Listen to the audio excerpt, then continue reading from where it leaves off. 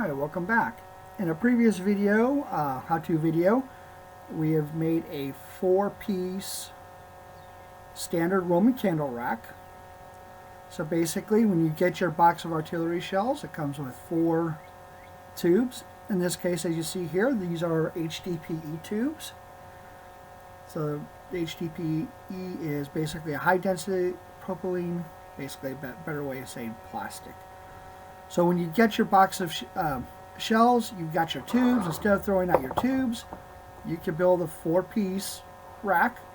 Today, I'm going to show you a 4-piece box. So as opposed to the standard, where it just basically fires one at a time, the 4-piece box allows you to get a little bit more creative by adding a secondary fuse. It could be a quick fuse or maybe a 5-second per foot, to where you can have 2 rows of 2 quick succession of firing, and then you can go back to your standard rack. So it's just kind of like replicating what you see at your big professional show. So with that, let's go ahead and let's get jumped in and build a 4-piece standard, or excuse me, box rack.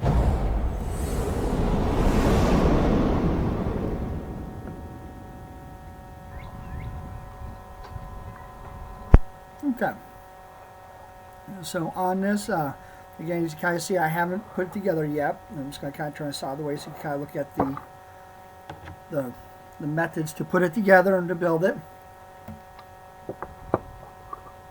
First thing we always do is we always go and lay out our pieces, just to make sure that, because they're all pre-cut. And I will just go ahead and tell you heads up on this, that there is an old adage, and it is measure twice, cut once.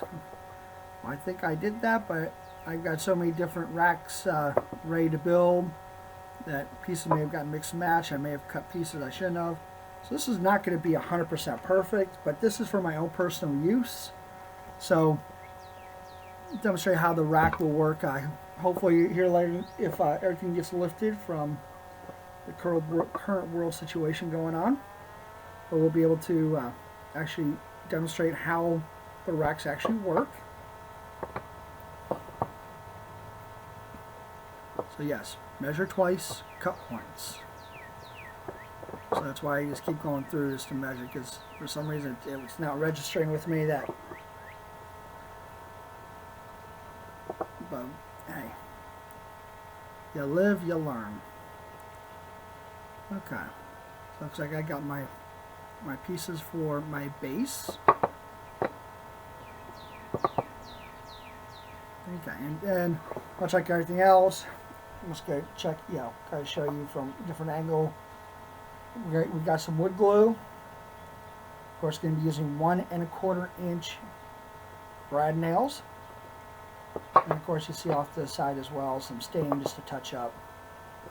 Now, I always like to kind of stain the boards first, because it actually speeds up time. As you can tell, it's a very beautiful day, so you're probably hearing a lot of background noise from wind, and of course I'll apologize about the noise from the air compressor. Pancake air compressors are great, but when you try to shoot a video and they go off, it can be a little disturbing, but hey, you work through it. So with the fact that you've got your boards, if you stain them first, then all you have to do is touch them up.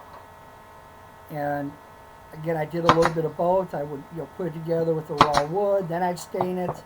Then I tried staining the boards first, and then just doing a touch up. And believe it or not, the staining other boards and doing the touch up actually allows me to finish up the project faster. So. Okay.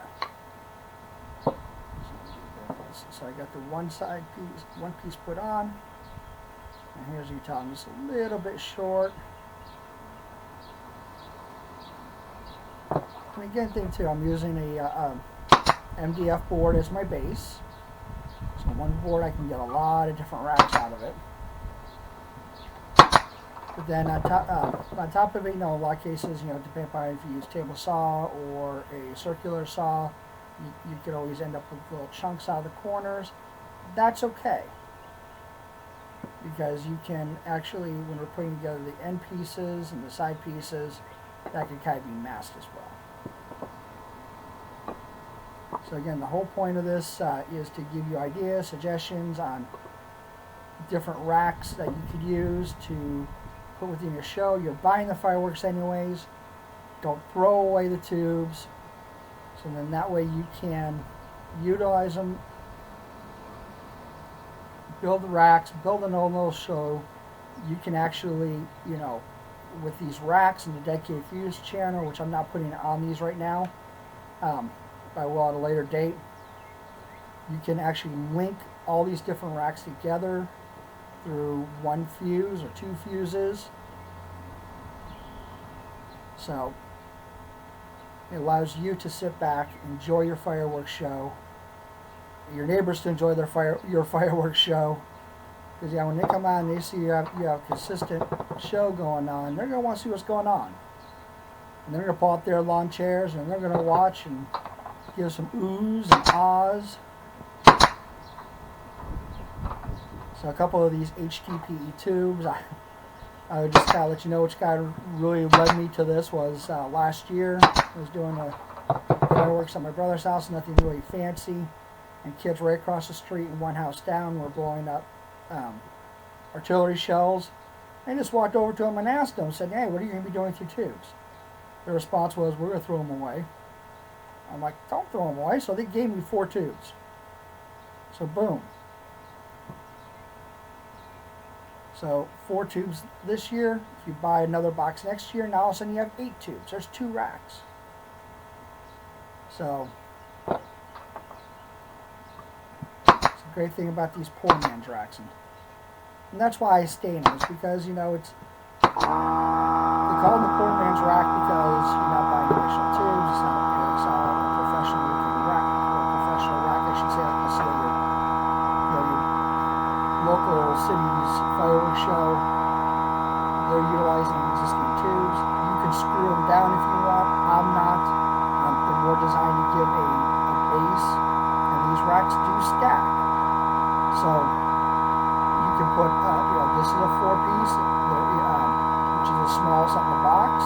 That will sit inside of the next size, So they don't take up a lot of storage space. And then tubes you can just put into a tote, and you know, minimal storage, maximum effect.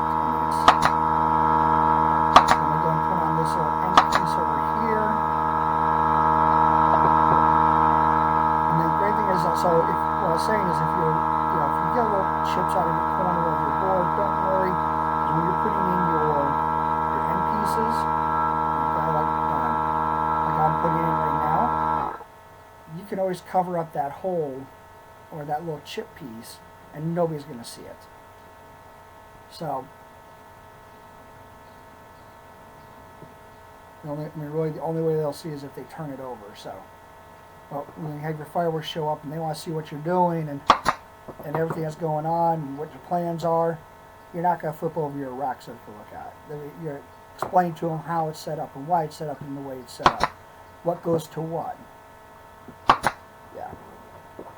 And we haven't really talked about, you know, doing the show yet and what kind of effects to do to be more creative with your show. And that'll probably come later, as if we get a chance to actually do a demonstration of how the product works and do a show. So if you haven't liked and subscribed to our channel, you're definitely going to go on ahead and do so. Just click on that subscribe in the lower right corner. Try to release a video every week.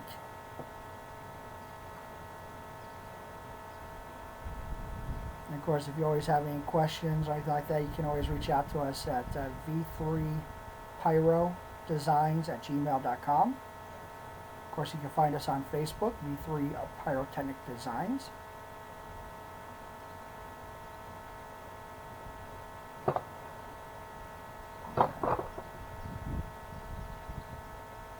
So on this one, so Honestly, when I was laying this out, I have a feeling I grabbed the wrong board, but basically I put it together, nailed up the piece, did a little touch up on it. So now you guys see this is what the end product looks like. Again, I do 4. I run my fuse channel, and then I can connect my artillery shells to the fuse channel using a faster fuse. You get a creative, unique event. So we thank you for watching this video.